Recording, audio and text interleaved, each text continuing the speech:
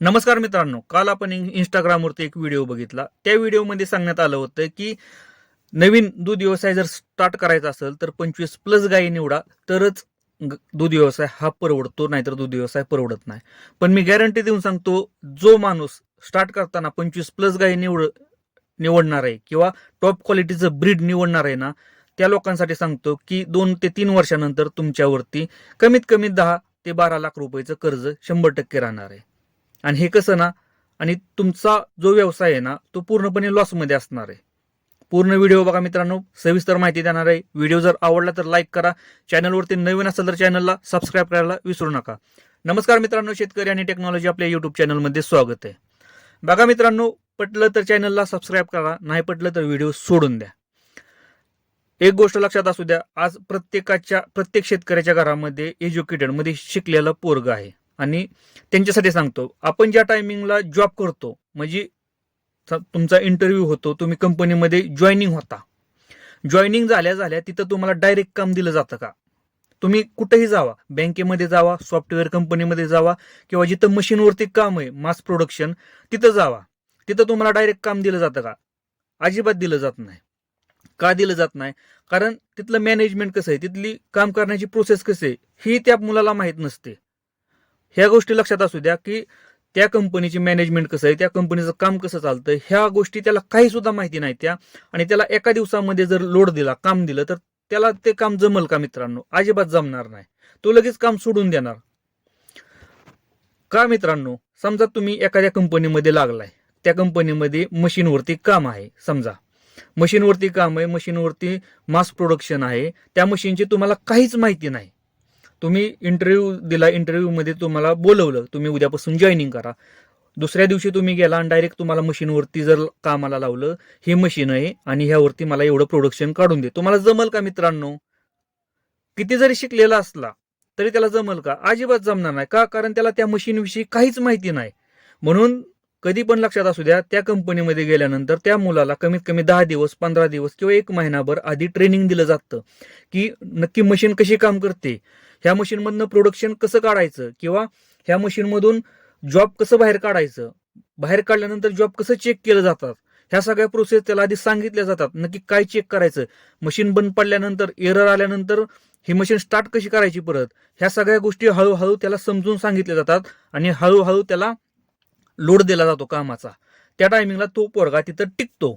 जर त्याला दुसऱ्याच दिवशी जर एकदम लोड दिला त्याच्या खांद्यावरती, तर तो पोरगा तिथं टिकूच शकणार नाही. कुठलाच पोरगा, म्हणजे तुम्ही बँकेमध्ये जावा, म्हणजे बँकेमध्ये कामाला जावा, किंवा तुम्ही एखाद्या फायनान्स कंपनीमध्ये जावा, कुठेही जावा, तुम्हाला जर दुसऱ्या दिवशी लोड दिला ना मित्रांनो, जॉईनिंगच्या दिवशी, तर तुम्ही तिथं काम करूच शकणार नाही. कारण का? कारण तिथलं मॅनेजमेंट तुम्हाला काहीच माहित नाही कसं चालतंय, आणि तुम्हाला एकदम काम दिलं, तुम्ही टिकूच शकणार नाही. मग दूध व्यवसायामध्ये जर तुम्हाला जनावरांविषयी काहीच माहिती नाही आणि तुम्ही जर टॉप ब्रीडच्या गायी जर निवडत असाल, त्या गायींना कोणता आजार होतात, गायींना मास्टायटिस झाल्यानंतर किंवा गाय आजारी पडल्यानंतर, गायीला उष्णतेचा त्रास झाल्यानंतर काय करायचं, ह्या गोष्टी जर तुम्हाला माहितीच नाही त्या, तर तुम्ही निवडताना टॉप ब्रीडच्या गायी का निवडायच्या? बघा, दूध व्यवसायामध्ये तुम्हाला झिरो नॉलेज आहे. झिरो नॉलेज म्हणजे आपल्याला गायी निवडताना काय होतं की आपण मार्केटमध्ये जातो किंवा एखाद्या व्यापाऱ्याकडे जातो, तुम्हाला काय सांगितलं जातं, समजा एखादा शेतकरी नवीन आहे, त्याला दूध व्यवसाय करायचा आहे, त्याच्या माइंडमध्ये त्याचा विचार काय आहे की आपल्याला 25+ दूध देणारी गाय निवडायची, तरच आपल्याला व्यवसाय हा परवडणार आहे. तो मार्केटमध्ये जाणार, मार्केटमधून आता 25+ दूध देणाऱ्या गायींची किंमत जर बघितली ना, 1 लाखाच्या आत एक सुद्धा गायी येत नाही आजच्या कंडिशनना. सरासरी आपण 1 लाख रुपये किंमत पकडा गायीची, 25 लिटर दूध देणाऱ्या गायीची किंमत 1 लाख रुपये पकडा. 1 लाख रुपये किमतीच्या 5 गायी आणल्या तर 5 लाख रुपये तुम्हाला इथं इन्व्हेस्ट करावे लागणार आहे.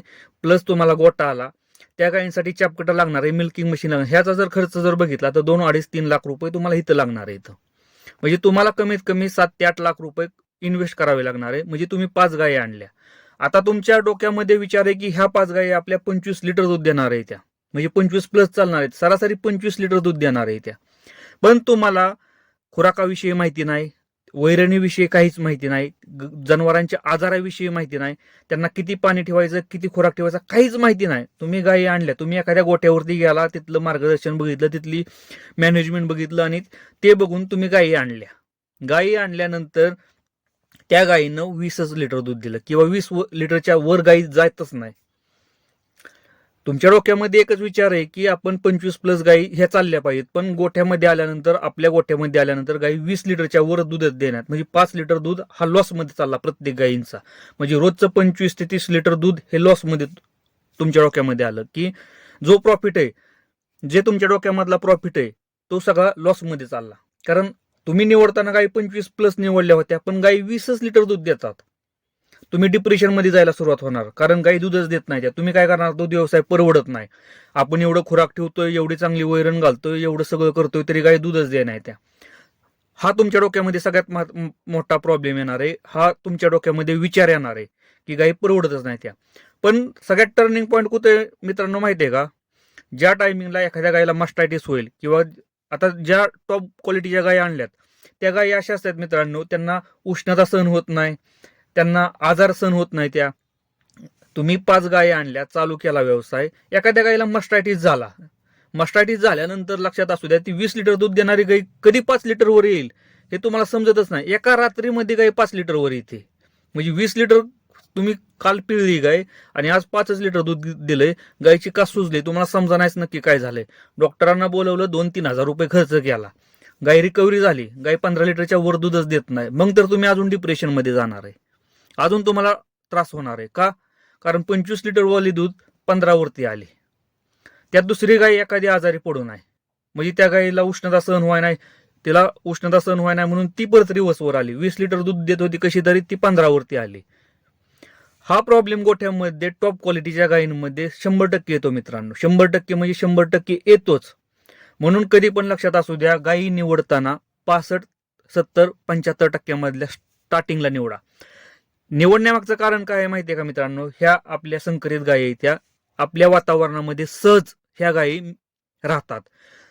4-5 लिटर दूध कमी देऊ द्या, पण ह्या गायी लवकर आजारी पडत नाही, त्या मास्टायटिसचा प्रॉब्लेम नाही. आणि सगळ्यात महत्वाचं म्हणजे तुम्हाला मॅनेज करता येतात गायी. म्हणजे एखादा आजार झाला किंवा माहिती, जेवढी माहिती मिळवता येईल ना 2 वर्षामध्ये जनावरांविषयी, एक 5 गायी तुम्ही सांभाळताय ना मित्रांनो, एक 2 वर्षामध्ये 5 ते 6 करा, 7 करा, 8 करा, 9 करा, म्हणजे 75% मधल्या गायी वाढवा तुम्ही. आणि गायींची माहिती घ्या की कशा प्रकारे आपण खुराक ठेवतो, कशा प्रकारे आपण वैरण ठेवली पाहिजे, तेव्हा त्या गायी वाढतात. किंवा आजार कोणतं येतं, मास्टायटिस झाल्यानंतर लवकर रिकव्हरीसाठी आपण काय केलं पाहिजे, गाय आजारी पडल्यानंतर काय केलं पाहिजे, जुलाब लागल्यानंतर काय केलं पाहिजे, उष्णतेमध्ये म्हणजे उन्हाळ्यामध्ये काय केलं पाहिजे, गायी वेल्यानंतर औषध कधी सोडून घ्यायचं, ह्या गोष्टी आपल्याला शिकायच्यात पहिल्यांदा मित्रांनो. बऱ्याचशा गोष्टी आपल्याला दूध व्यवसायामध्ये शिकाव्या लागतात, तरच दूध व्यवसाय हा चालतो. असं नाही की तुम्ही टॉप क्वालिटीच्या गायी 5-6 किंवा 10 गायी घेऊन आला, पैसे आहेत म्हणून, आणि दूध व्यवसाय चालू केला आणि महिन्याला तुम्ही लाख रुपये कमवताय. हे एवढं सोपं नाही, दिसतं तेवढं सोपं नाही मित्रांनो. ह्याच्या मागे कष्ट तर भरपूर आहे. सकाळ संध्याकाळ तुम्हाला कष्ट करावे लागणार आहे, आणि त्याचबरोबर तुम्हाला मेंटली त्रास तर भरपूर प्रमाणात दूध व्यवसायामध्ये येणार आहे. कारण गाय कधी आजारी पडेल आणि गायीला कधी प्रॉब्लेम येतील हे सांगून येत नाहीत. म्हणून दूध व्यवसाय करताना मित्रांनो, निवडताना गायी 65, 70, 75% मधल्या निवडा. आणि तुम्हाला तुमचं जेव्हा चांगलं मॅनेजमेंट होईल, व्यवस्थित गोठा होईल, नॉलेज भेटेल, त्या टायमिंगला टॉप क्वालिटीच्या गायी निवडा मित्रांनो.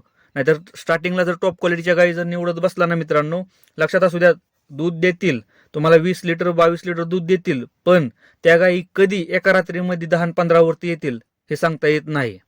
म्हणून पहिल्यांदा माहिती घ्या, आजारांविषयी माहिती करून घ्या, आणि नंतरच दूध व्यवसायामध्ये उतरा मित्रांनो. व्हिडिओ जर आवडला तर लाईक करा, चॅनलवरती नवीन असेल तर चॅनलला सबस्क्राईब करायला विसरू नका.